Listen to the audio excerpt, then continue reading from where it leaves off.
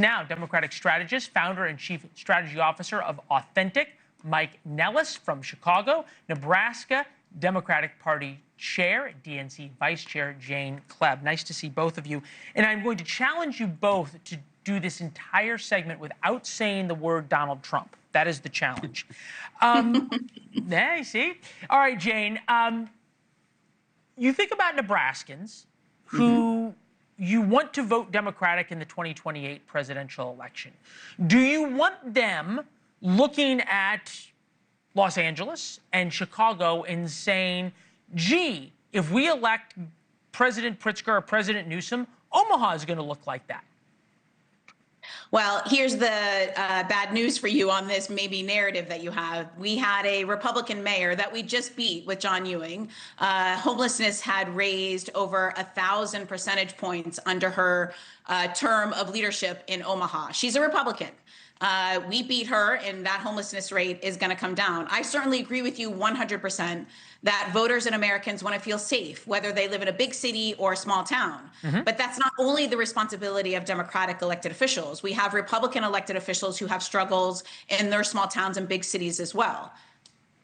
Okay, I hear that, but Mike, I think we can say when we look at states like Illinois and California that are deep blue with very progressive mayors, that presents a unique problem. I think about how bad the DNC in Chicago was for Democrats this time around. How do you fix that if you are going to have mayors like Brandon Johnson that are taking a city like Chicago and making it worse?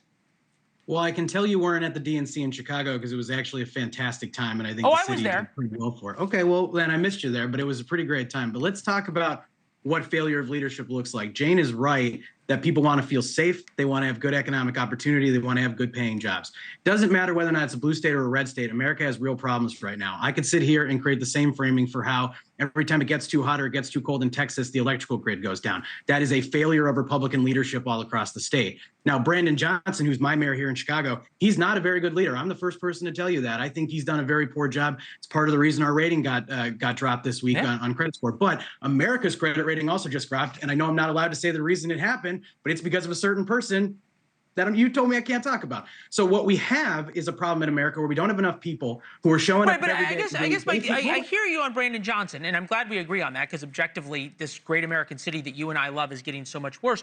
Why are Democrats not shouting from the rafters? Why is Pritzker not coming in and putting his thumb down and saying, look, either fix the schools and fix the crime problem and fix your finances, or Brandon Johnson, get out? It seems as though Democrats are unwilling to blow the whistle on these, what you said, terrible leader, same way they wouldn't blow the whistle on Joe Biden.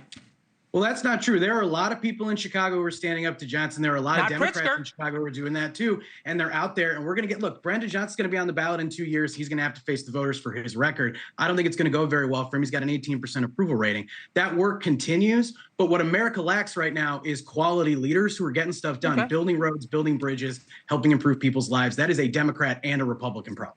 Thank you for watching. Subscribe below and download our NewsNation app right now on your phone, and you will get fact-based, unbiased news for all Americans.